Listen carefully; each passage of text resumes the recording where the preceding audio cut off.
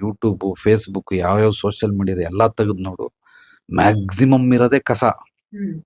ಕಸಗಳೇ ಜಾಸ್ತಿ, ಜೊಳ್ಳೆ ಜಾಸ್ತಿ, ಏನಿಲ್ಲ, ಸತ್ವ ಇಲ್ಲ ಅದರಲ್ಲಿ. ಬಟ್ ಅದಕ್ಕೆ ಅದು ಇಡೀ ಬ್ರಹ್ಮರಾಕ್ಷಸ ಥರ ಎಲ್ಲರನ್ನೂ ಆವರಿಸ್ಕೊಂಬಿಟ್ಟಿದೆ, ಆಯ್ಕೆ ಮಾಡ್ಕೊಂಬಿಟ್ಟಿದೆ. ಅದನ್ನೇ ಹೆಚ್ಚಾಗಿ ಜನಗಳು ನೋಡ್ತಾರೆ ಹೊರತು ಸತ್ವಭರಿತವಾಗಿರೋದನ್ನ ಯಾರು ನೋಡೋದಿಲ್ಲ.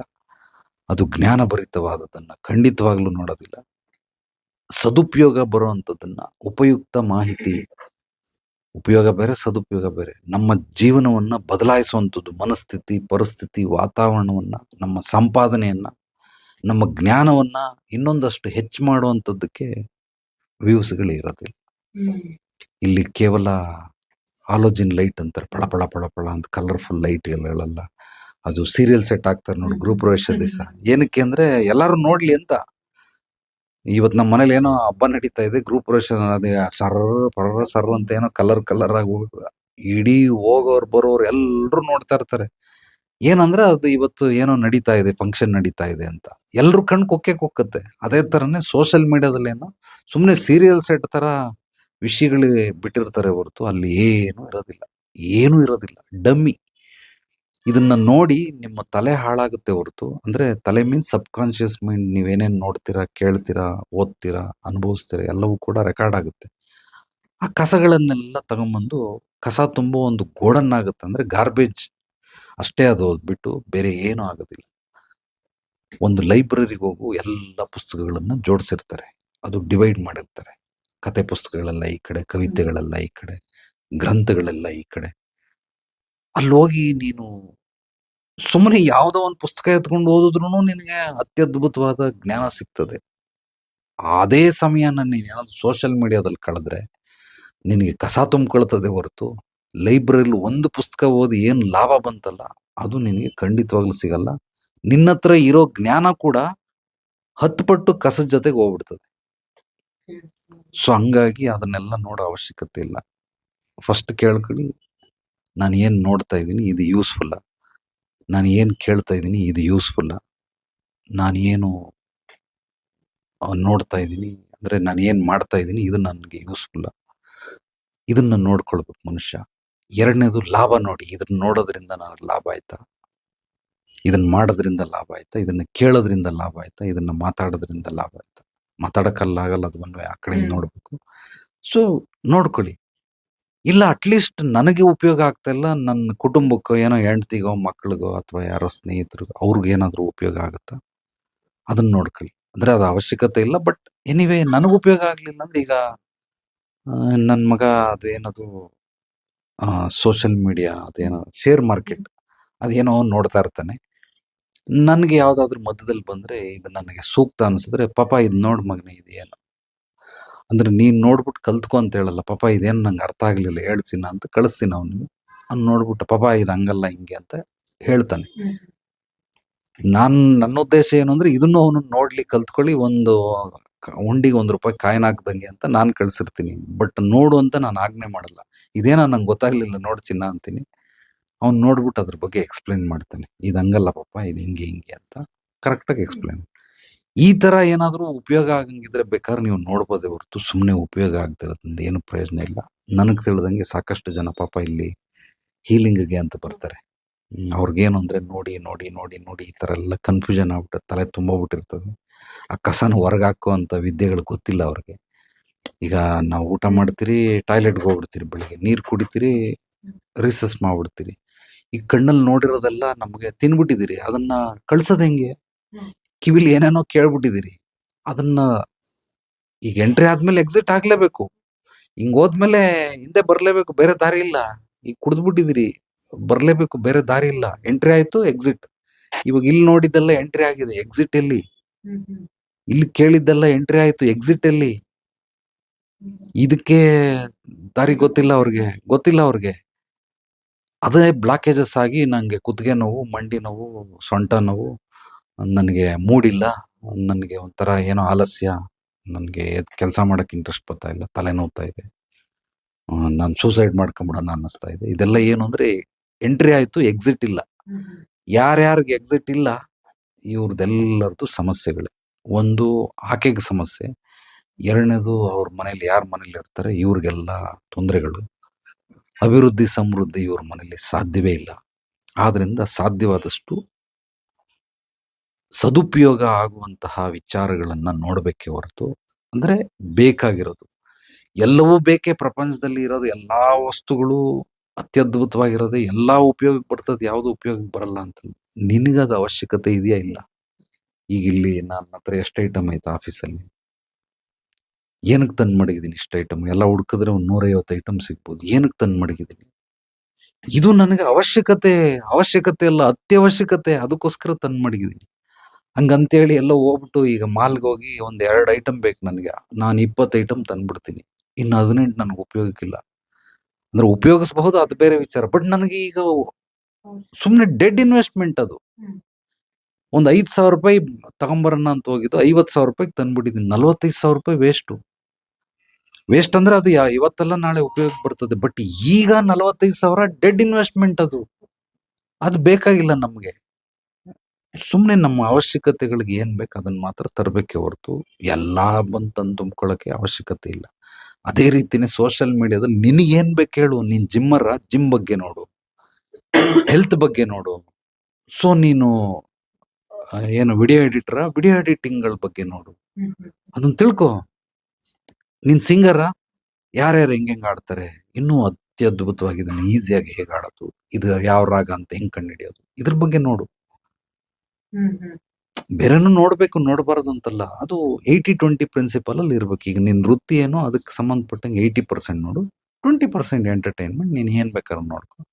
ಕಾಮಿಡಿ ನೋಡು, ಏನೋ ನಿನ್ ಇಷ್ಟ ಬಂದಿದ್ದು ಪಿಕ್ಚರ್ ನೋಡು, ಸೀರಿಯಲ್ ನೋಡು, ಏನ್ ಬೇಕಾದ್ರೂ ನೋಡ್ಕೊ. ಬಟ್ 80% ನಿನ್ನ ವೃತ್ತಿಗೆ ಸಂಬಂಧಪಟ್ಟಂಗೆ ನೀನ್ ನೋಡ್ತಾ ಇದ್ರೆ ಅದು ನಿನ್ನನ್ನ ನೆಕ್ಸ್ಟ್ ಲೆವೆಲ್ಗೆ ಬೆಳೆಸುತ್ತೆ.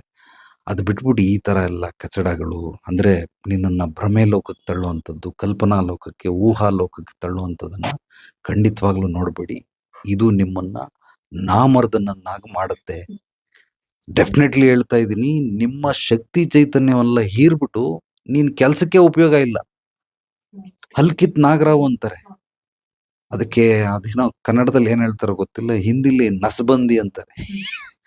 ಅಂದ್ರೆ ಅವನನ್ನ ಆ ನರ ತೆಗೆದು ಬಿಡ್ತಾರೆ, ಅವನ್ ಸೆಕ್ಸ್ ಮಾಡಕ್ಕಾಗಲ್ಲ. ಈ ಮಾಡಕ್ಕಾಗಲ್ಲ, ಅಷ್ಟೇ ತೆಗೆದು ಬಿಡ್ತಾರ. ಆ ನರ ಕಟ್ ಮಾಡ್ಬಿಟ್ರೆ ಮುಗ್ದೋಯ್ತು. ಇನ್ ಯಾವುದೇ ಕಾರಣಕ್ಕೂ ಉಚ್ಚವಿಬೋದು ಅಷ್ಟೇ ಹೊರತು ಬೇರೆ ಏನ್ ಕೆಲ್ಸಕ್ಕೆ ಬರೋದಿಲ್ಲ.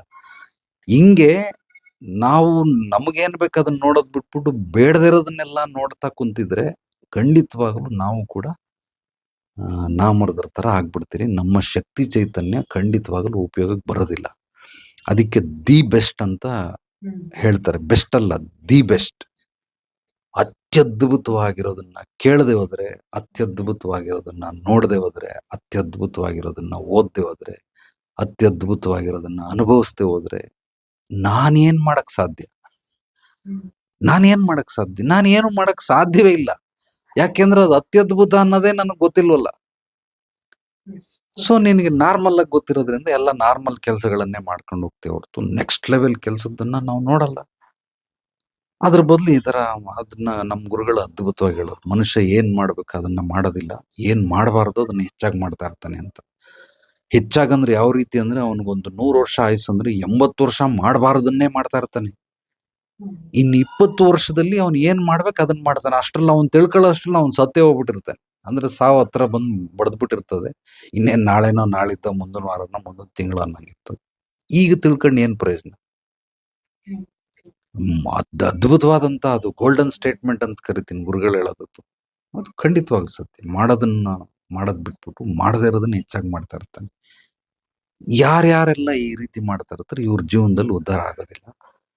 ಆ ಒಂದು ಊರಿರ್ಬೋದು, ಆ ಒಂದು ನಾಡಿರ್ಬೋದು, ಆ ಒಂದು ದೇಶ ಇರ್ಬೋದು, ಮಾಡೋದನ್ನ ಮಾಡ್ತಾ ಇರ್ತೀವಿ. ಈಗ ಚೈನಾ, ಜಪಾನ್ ಇವರೆಲ್ಲ ಸಣ್ಣ ಮಕ್ಕಳು ಆಟ ಸಾಮಾನುಗಳೆಲ್ಲ, ಚಿಕ್ಕ ಮಕ್ಕಳು 8 ವರ್ಷ 10 ವರ್ಷ, ಅವನು ಏನೋ ಒಂದ್ ಕಂಡು ಹಿಡಿದ್ಬಿಟ್ಟವನೆ. ಯಾಕೆ? ಅವ್ರು ಮಾಡೋದನ್ನ ಮಾಡ್ತಾವ್ರೆ, ಮಾಡದೇ ಇರೋದನ್ನೆಲ್ಲ ಮಾಡೋದಿಲ್ಲ. ಅವ್ರು ಏನ್ ಮಾಡ್ಬೇಕು ಚೆನ್ನಾಗ್ ಗೊತ್ತು. ಸಣ್ಣ ಮಕ್ಕಳು ಅದು ಏನದು ಕುನ್ಫು ಕಲಿಸ್ತಾರೆ ಚಿಕ್ಕ ಮಕ್ಕಳಿಗೆ. ಅಯ್ಯೋ ದೇವ್ರೆ, ಕಾಲು ಹಿಡ್ಕೊಂಡು ಹಿಂಗೆ ಹಗ್ಗ ಹಾಕಿ ಎಳಿತಾರೆ. 5 ವರ್ಷ ಮಗುಗೆ, ಇನ್ನು ಪಾಪ ಮಾತಾಡಕ್ ಬರಲ್ಲ ಮಗುಗೆ, ಅದಕ್ಕೆ ಕುನ್ಫು ಕಲಿಸ್ತಾವ್ರೆ. ಇದು ಅವಶ್ಯಕತೆ ಅಲ್ಲ, ಇದು ನನಗನ್ಸತ್ತೆ ಬೇಕಾಗಿಲ್ಲ, ಬಟ್ ಅವ್ರಿಗೆ ಅತ್ಯವಶ್ಯಕತೆ ಇದು. ಅವ್ರು ಅದನ್ನ ಮಾಡಿಸ್ತಾವ್ರೆ. ನೀನ್ ಏನೇ ವಸ್ತುಗಳನ್ನ ನೋಡು, ಎಲೆಕ್ಟ್ರಾನಿಕ್ ಗ್ಯಾಜೆಟ್ ಜಪಾನಲ್ಲಿ ಬಂದ್ಬಿಡ್ತವೆ. ಫಸ್ಟ್ ಅವ್ರು ರೆಡಿ ಮಾಡ್ತಾರೆ, ಇಲ್ಲಾಂದ್ರೆ ಡೂಪ್ಲಿಕೇಟ್ ಆದ್ರೂ ಮಾಡ್ಬಿಡ್ತಾರೆ. ಚೈನಾ, ಜಪಾನ್ ಇವರೆಲ್ಲ ಅಂದ್ರೆ ಒಳ್ಳೆ ಶ್ರೀಮಂತ ರಾಷ್ಟ್ರ. ರೀಸನ್ ಏನು ಅಂದ್ರೆ ಏನನ್ನ ಮಾಡಬೇಕು ಅದನ್ನ ಮಾತ್ರ ಮಾಡ್ತಾವ್ರೆ, ಏನನ್ನ ಮಾಡಬಾರ್ದು ಅದನ್ನ ಮಾಡೋದಿಲ್ಲ. ಕೆಲವೊಂದು ಕಂಟ್ರಿಗಳಲ್ಲಿ ನೀನೇನಾದ್ರು ಸೈಜ್ ದಪ್ಪ ಆಗ್ಬಿಟ್ರೆ, 80 kg ಆಗ್ಬಿಟ್ರೆ ಟ್ಯಾಕ್ಸ್ ಡಬಲ್ ಕಟ್ಬೇಕು. ಖಂಡಿತವಾಗ್ಲು ಈಗ ನೀನ್ ಕರೆಕ್ಟ್ ಆಗಿದೆಯಾ ಸೈಜು, ಈಗ ನಾನು ಕರೆಕ್ಟ್ ಆಗಿದ್ದೀನಿ, ನಾನೇನಾದ್ರೂ 80 kg ಆಗ್ಬಿಟ್ರೆ ಡಬಲ್ ಟ್ಯಾಕ್ಸ್ ಕಟ್ಟಬೇಕು. ಹಾಗೆ ಯಾರು 80 kg ಆಗೋದೇ ಇಲ್ಲ. ಡಬಲ್ ಟ್ಯಾಕ್ಸ್ ಕಟ್ಬೇಕಿರಪ್ಪ, ಹೋಗೋಣ ಅಂದ್ಬಿಟ್ಟು ಬೆಳಿಗ್ಗೆ ಎದ್ದು ವಾಕಿಂಗ್ ಮಾಡೋದು, ಎಕ್ಸರ್ಸೈಸ್ ಮಾಡೋದು, ಸ್ವಲ್ಪ ಫುಡ್ ಕಂಟ್ರೋಲ್ ಮಾಡೋದು ಮಾಡ್ತಾರೆ. ಅದ್ ಬಿಟ್ಬಿಟ್ಟು ಅಂದ್ರೆ ಇವರೆಲ್ಲ ಏನು ಅಂದ್ರೆ ಏನ್ ಮಾಡ್ಬೇಕು ಅನ್ನೋದು ಚೆನ್ನಾಗಿ ತಿಳ್ಕೊಂಡವ್ರೆ, ಅದನ್ನ ಮಾತ್ರ ಮಾಡ್ತಾವ್ರೆ.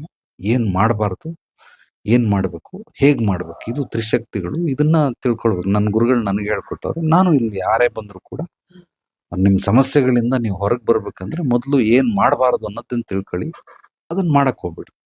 ಸತ್ಯ ಬಿಟ್ರು ಪತ್ತೆ ಬಿಡ್ಬೇಡ ಅಂತಾರೆ. ಹಂಗಾಗಿ ಏನ್ ಮಾಡ್ಬೇಕು, ಹೇಗ್ ಮಾಡ್ಬೇಕು, ಈ ಮೂರನ್ನು ಕೂಡ ಬಹಳ ಸ್ಪಷ್ಟವಾಗಿ ಹೇಳ್ಕೊಟ್ಬಿಡ್ತೀನಿ. ಅದರಿಂದ ಸಮಸ್ಯೆಯಿಂದ ಹೊರಗಡೆನೂ ಬರ್ತಾರೆ, ಅವ್ರ ಜೀವನದಲ್ಲಿ ಅಭಿವೃದ್ಧಿ ಸಮೃದ್ಧಿ ಹೊಂದೋದಕ್ಕೆ ಮಾರ್ಗದರ್ಶನನೂ ಸಿಗ್ತದೆ. ಈ ಕೆಲವರು ಇದನ್ನ ನೋಡೋದಿಲ್ಲ. ಅದೇ ಏನೇನ್ ಮಾಡಬಾರ್ದು ಅದನ್ನೆಲ್ಲ ಮಾಡ್ತಾರೆ. ಅವ್ರದ್ದು ಬಜೆಟ್ ಇರೋ ಜೋಬಲ್ಲಿ 5,000, ಮಾಲ್ಗೆ ಹೋಗೋದು, ಒಂದು 50,000 ಐಟಮ್ ತಗೊಂಬರೋದು, ಅವನ ಹತ್ರ ಇಲ್ಲ ಅಂದ್ರೆ ಸಾಲ ಇಸ್ಕೊಳ್ಳೋದು.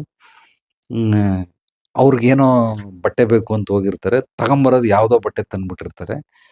5,000 ಜಾಗದಲ್ಲಿ 15,000 ತಂದಿರ್ತಾರೆ. ಬಟ್ ಮನೆಗೆ ಬಂದ್ಮೇಲೆ ಫೀಲ್ ಆಗುತ್ತೆ, ಇದನ್ನ ನಾನು ತರಬಾರ್ದಾಗಿತ್ತು, ಹಿಂಗೆ ಅಂತ. ಅದೇ ತರನೇ ಸೋಷಿಯಲ್ ಮೀಡಿಯಾದಲ್ಲಿ ಕುತ್ಕೊಂಡು ದಿನ ಎಲ್ಲ ನೋಡ್ಬಿಟ್ಟು ಅಯ್ಯೋ ಟೈಮ್ ಎಲ್ಲ ವೇಸ್ಟ್ ಆಗೋಯ್ತು, ಇವತ್ತು ನೋಡಬಾರ್ದಾಗಿತ್ತು ಅಂತ ಅನ್ಸುತ್ತೆ. ಬಟ್ ಏನ್ ಮಾಡಕ್, ಕಳೆದೋಗ್ಬಿಡ್ತು, ಸಮಯ ಕಳೆದೋಯ್ತು.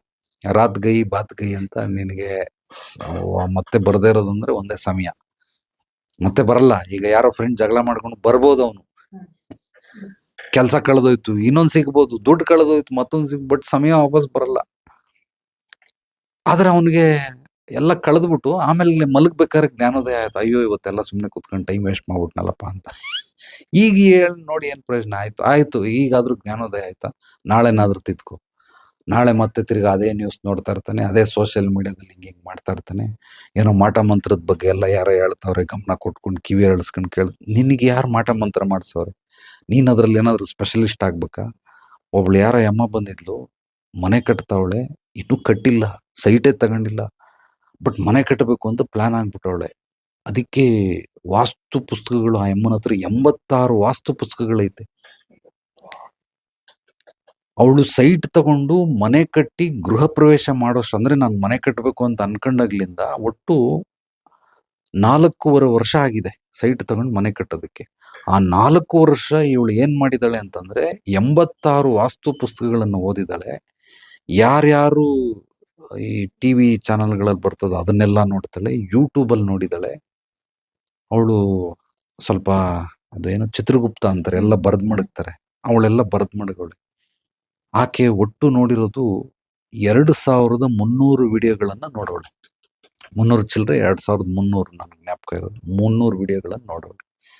ಈಗ ನಾನು ಆಕೆ ಕೇಳಿದೆ, ಅಲ್ಲಮ್ಮ ನೀನು ಸೈಟ್ ತಗೊಂಡು ಮನೆ ಕಟ್ಟಬೇಕು ಅನ್ನೋದು ನಿನ್ ಕನಸು, ಬಟ್ ಇಷ್ಟೆಲ್ಲ ಮಾಡಿದೆಯಲ್ಲ, ಈಗ ನೀನು ವಾಸ್ತು ತಜ್ಞೆ, ನೀನೇ ವಾಸ್ತು ವಿದ್ವಾಂಸೆ, ನೀನ್ ಮೇಧಾವಿ, ಸೊ ನೀನ್ ಪಂಡಿತೆ, ಇಷ್ಟೊಂದೆಲ್ಲ ಅಧ್ಯಯನ ಮಾಡಿದೆಯಲ್ಲ, ಇಷ್ಟ ಅಧ್ಯಯನ ಮಾಡಿದ್ರು ಬೇರೆ ವಾಸ್ತು ಅವ್ರನ್ನ ಕರ್ಸ್ಕೊಂಬಂದ್ ಪ್ಲಾನ್ ಹಾಕ್ಸಿದ್ಯಾ, ಏನ್ ಪ್ರಯೋಜನ?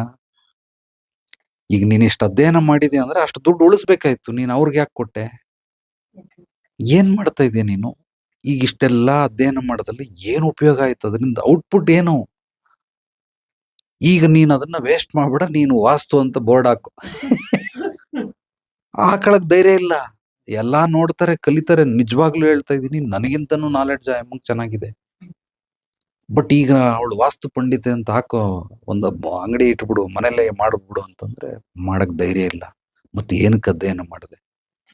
ಇದು ಈಗ ನಾನು ಹೇಳ್ಬಿಟ್ಟೆ, ಬಟ್ ಹೇಳಿ 2 ವರ್ಷ ಆದ ನಂತರ ಅವಳಿಗೆ ಬೆಡ್ ರಿಟರ್ನ್ ಆದ್ಲು. ಅಂದ್ರೆ ಏನೋ ಸ್ವಲ್ಪ ಪ್ರಾಬ್ಲಮ್ ಆಗಿ ಏನಕ್ಕೆ ಪ್ರಾಬ್ಲಮ್ ಆಯ್ತು?